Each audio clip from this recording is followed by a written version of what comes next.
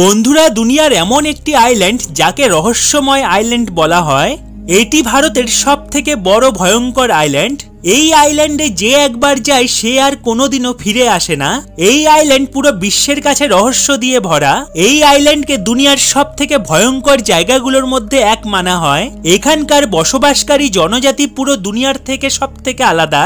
আজকে আমি আপনাদের জানাবো দুনিয়ার সবথেকে ভয়ঙ্কর একটি আইল্যান্ডের সম্পর্কে।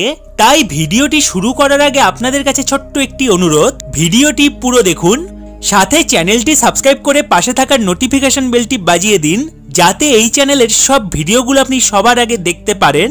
আজকে আপনারা নর্থ সেন্টিনেল আইল্যান্ডের সম্পর্কে জানতে চলেছেন।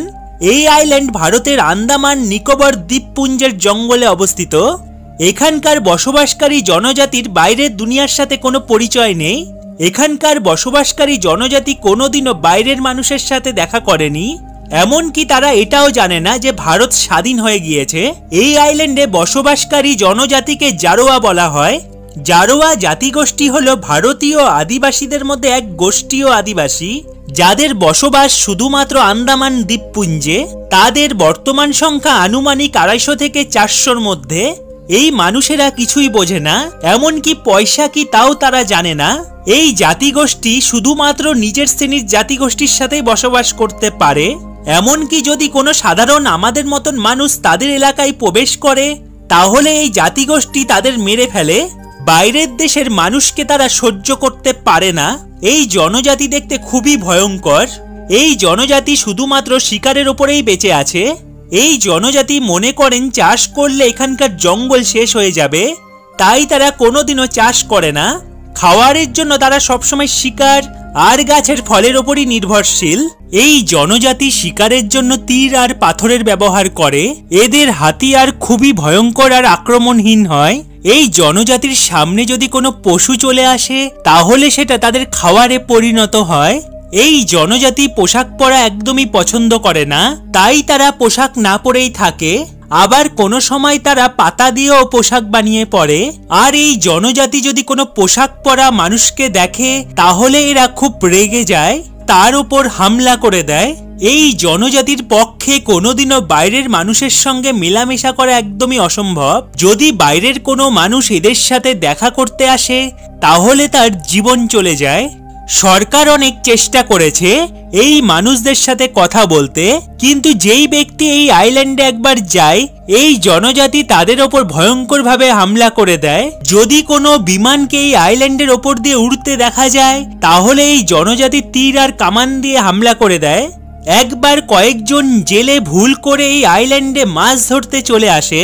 তারপর যখন নর্থ সেন্টিনেল আইল্যান্ডের জনজাতি এই জেলেদের দেখে ফেলে, সাথে সাথে তীর দিয়ে সব জেলেকে মেরে ফেলে। তারপর থেকে সরকার এই আইল্যান্ডে মানুষের যাওয়া নিষিদ্ধ করেছে। এই আইল্যান্ডে যাওয়ার কারোর অনুমতি নেই। বন্ধুরা, একবার আমেরিকার এক ব্যক্তি জন অ্যালেন চাও এই আইল্যান্ডে ঘোরার জন্য চলে আসে। তিনি এই আইল্যান্ডের সম্পর্কে জানতো না।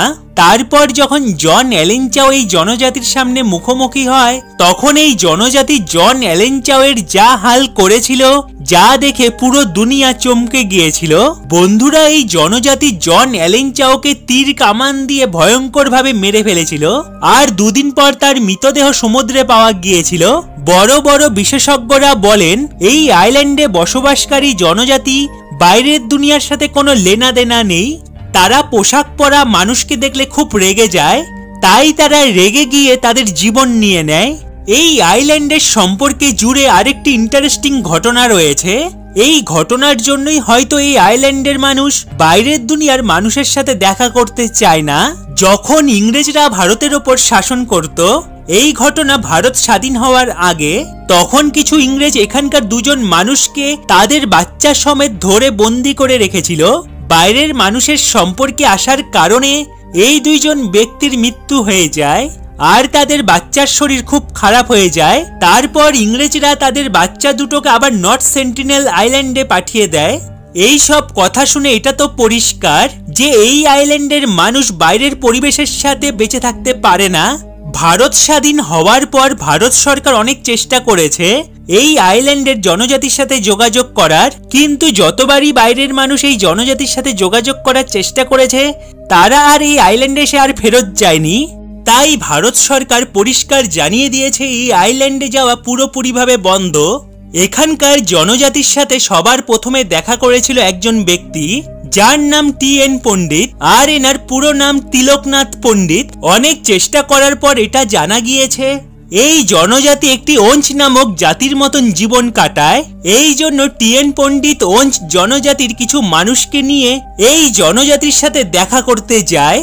কিছু বিশেষ নিয়মের সাথে এই জনজাতি টি.এন. পণ্ডিতের সাথে দেখা করে, আর এই মিটিং জলের মাঝে হয়েছিল, যেখানে টি.এন. পণ্ডিতকেও তার পোশাক খুলতে হয়েছিল। কারণ আমি তো আগেই বলেছি এই জনজাতি পোশাক পরা মানুষকে দেখলে খুব রেগে যায়, এই জন্য টি.এন. পণ্ডিতও তার পোশাক খুলে ফেলেছিল।